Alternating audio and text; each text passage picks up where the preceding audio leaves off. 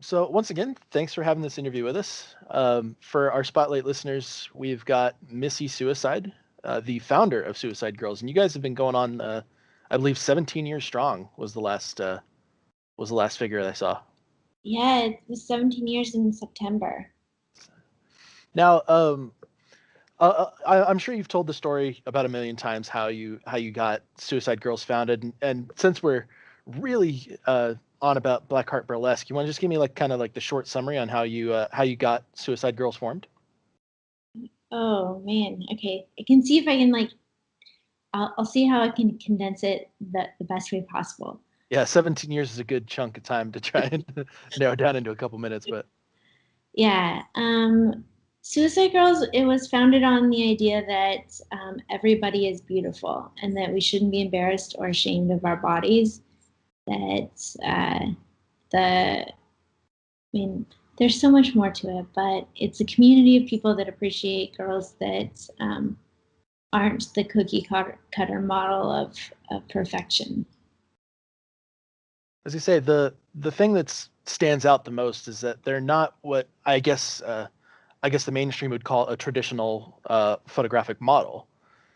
You guys don't seem to discriminate, especially against tattoos. Tattoos and piercings are definitely a highlight in most of the models that you guys have, Yeah, and are very welcoming to pretty much anybody. yeah. I mean, I feel like the things that like it seems like such a shame to celebrate just the things that make you the same. Like that make you fit in, the things that are the same about your body. It's the things that make us unique, that make us special. The things that are different about our bodies are the things that we should be celebrating. That like if I have a wonky eye, or if I've got if my hips don't fit into regular pants or whatever it is, those are the things that you should celebrate, and those are the things that you have the chance to express your individuality and your unique beauty on. Absolutely. And so you started 17 years ago. Did they start out as just photo sets, or like was it pretty much photographic models the entire time through the Yeah, beginning? yes. So it's been photos of girls. The way that the Suicide Girls photos are set up, like 99% of photos are about how the photographer frames out the world. Like what their vision of the world is, Hmm. and if they feature models, they're props in like the photographer's vision. And with Suicide Girls photography, the photo sets are designed to showcase how the model feels sexiest about herself, and so she's an active participant in all of the photos, and it makes it's. I mean, obviously we've all seen photos before, but it makes there's a marked difference when you look at a Suicide Girls photo set. Now, and now I know that the Blackheart Burlesque has been going on for quite a while. How did that get kicked into the game? So the Blackheart Burlesque came about. We wanted to create a the same way that we'd updated classic pinup photos with the photo sets on Suicide Girls and put a modern twist on them. We wanted to take the sexy spirit of classic burlesque and update it with a modern take on it. And so that's initially how we started doing burlesque. And the Blackheart Burlesque came. We'd done a tour from like 2000. I don't know, 2003 to 2007. Um, and then we took a break because it was a lot. Like we opened for Guns N' Roses and Courtney Love, and played the Download Reading and Leeds festivals in England. Oh wow. Um, that was a mouthful for some reason today. It was a tongue twister. But so we decided to take a break in 2007. I had a kid, and I was just like, I can't, like this is too much for me to take on right now. And so we put out a book, and then we put out a movie, and then it was like, do you want to put the tour back on, or do you want to do a comic book? And it was it just kept getting pushed back and pushed back. And then in 2012 or 2013, we came out with our book, Heart Burlesque, Soft Light. And we sent 2 girls up and down the West Coast just doing a book signing at a comic book shop, at various comic book shops along the route. And by the time they got to Santa Cruz, there were 750 people standing outside the comic book shop waiting just to get 2 girls' autographs. Whew. And we were like, okay, well, clearly we can do a better live experience than just 2 girls hanging out at a comic book shop. And so we really wanted to reinvent the burlesque tour. And in the ensuing sort of 6 years that we'd taken off, the burlesque world had kind of upped its game a lot. I mean, the theatrics of even Lady Gaga's stage show, it had really gotten, next level. So our punk rock sort of chocolate sauce and zipper pants was not really, it wasn't going to cut it anymore. And so we wanted to create a pop culture themed burlesque show where all of the routines were related to pop culture, and we wanted it to be highly choreographed and a whole lot of fun and silly and sexy and dirty and nerdy. And we put together the Blackheart Burlesque, and it's been going strong since 2013, I think. So this is the fifth time we've toured the U.S. Or not fifth time we've toured the U.S. because we did it twice this year, but 5th year. Is this your first time in Omaha for the show? I don't believe so. I think we've played Omaha before, haven't we? I can look it up. I wasn't a local for very long, so I'm still kind of new to the Omaha scene myself. So you guys might have been around a little bit, but looking at your tour schedule, you guys are busy this month, especially for November. You've got a show looks like just about every single night. Yeah. With that kind of a time constraint, looks like you guys kind of cap it off at the end, roughly towards the end of November.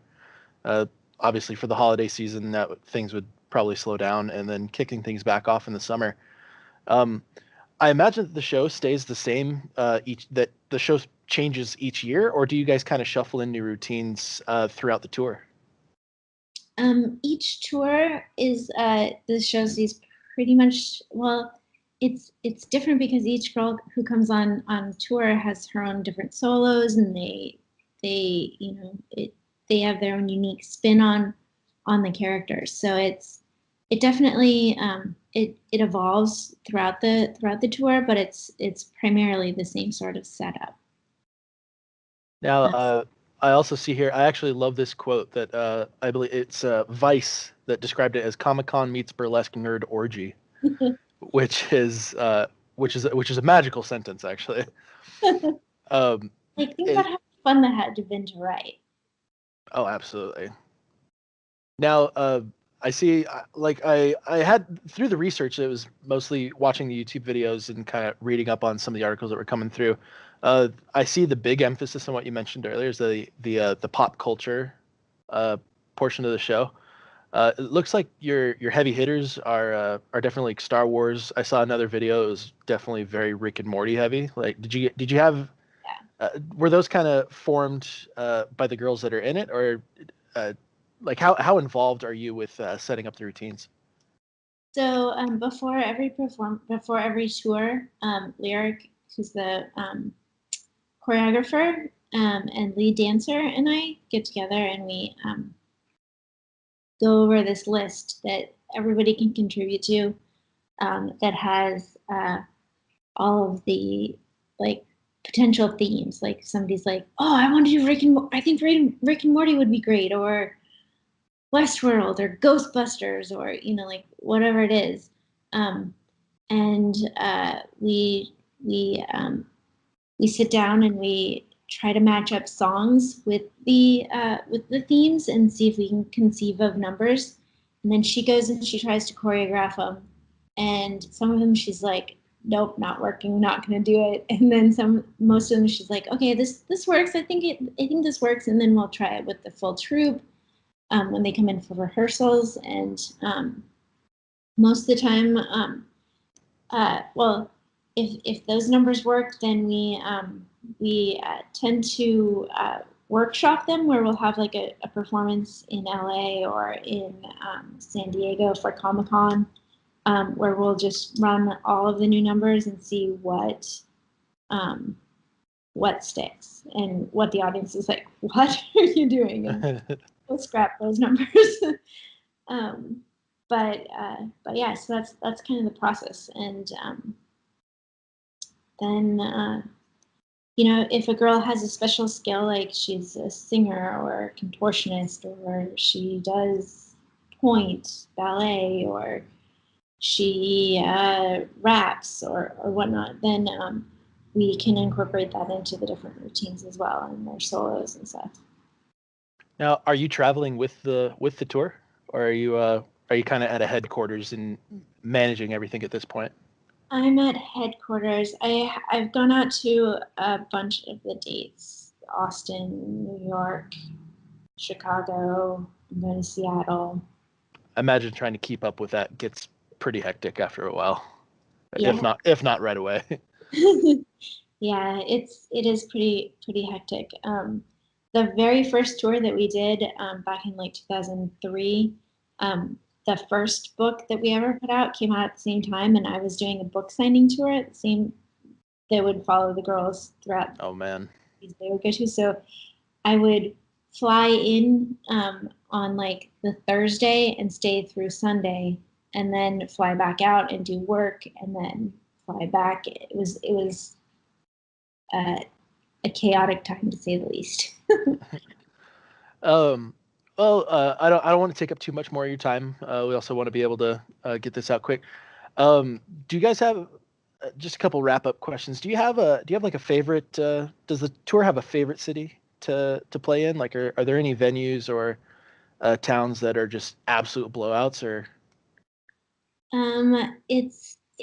It kind of changes and depends on the venue. There's they just performed in Indianapolis, and they performed at this like art museum, and it was like a venue inside of an art museum, and they thought that was like wow, best thing ever, because they had like it wasn't just an art museum, it had like gardens and grounds of like acres and acres of beautiful art that you'd like just stumble upon, like a beautiful rose garden. So that was pretty nice. Although that was the first time that we played there. So they really like Chicago is always super fun. well, hopefully tomorrow night, actually Saturday night, November 3rd. I believe the show starts relatively late. It looks like you guys start around like 9:00. I think is what that's scheduled for. So yeah, for you listeners out there, Blackheart Burlesque, Suicide Girls, tomorrow at the Slowdown. That's downtown Omaha at 9:00. Yeah, VIP starts at 6:30 though. What's the? Can you give me some more info on that? Like, what's the VIP side go for? The VIP, it gives you early access to the venue. You get to meet and greet with the girls. You get a special lanyard that all the girls sign. You get access to purchase merch in advance. The girls can sign. There's also photo opportunity with the girls, and then you're in the venue and ready to go. Awesome. Yeah, I think it's $60 per person for the advance. And that's not bad, considering like major touring event prices. $60 for a VIP experience is actually really good. Yeah, and you get to hang out with the girls, get to get a little bit of one-on-one time as they're signing the thing, get a picture with them. It's fun sort of experience. It puts you in the mood. All right. So for those interested in any future dates or anything like that, and especially the show tomorrow, where can people go to pick up tickets? Blackheartburlesque.com. And I also believe there's tickets at the door. Are the VIP tickets available at the door as well, or is that something they'll have to organize online? They can organize it online. I think if they show up at the door, they can purchase them there, but they have to be there by 6:15 if they're going to purchase tickets. All right. So for those of you listening out there, the early berm catches the VIP ticket. So definitely jump in on that. Missy, thanks so much for having this interview with us. Thanks for chatting. I'm really looking forward to catching the show tomorrow. Thank you so much. I hope you enjoy it. Yeah, absolutely. Thank you. All right. Bye-bye. Bye-bye.